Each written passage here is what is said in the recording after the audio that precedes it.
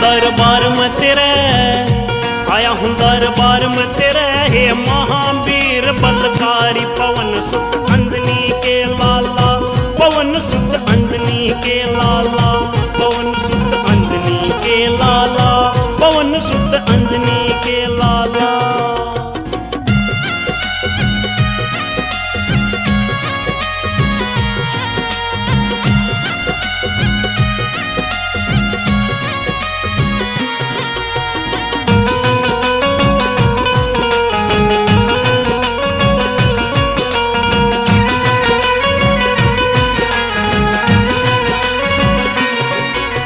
श्री राम की मस्ती,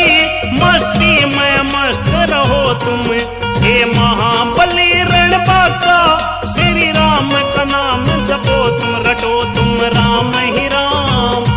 रटो तुम राम ही राम, हे बालवीर ब्रह्मचारी पवन सुत अंजनी के लाला, पवन सुत अंजनी के लाला, पवन सुत अंजनी के लाला, पवन सुत अंजनी के लाला।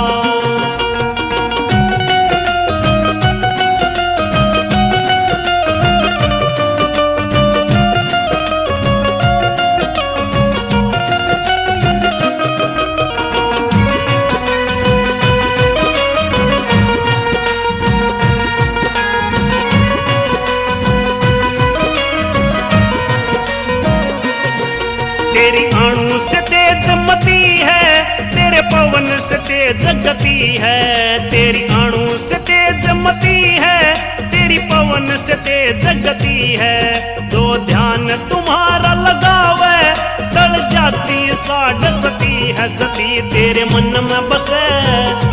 जती तेरे मन में बसे, श्री रामचंद्र धनुधारी पवन सुत अंजनी के लाला, पवन सुत अंजनी के लाला, पवन सुत अंजनी के लाला, पवन सुत अंजनी के लाला।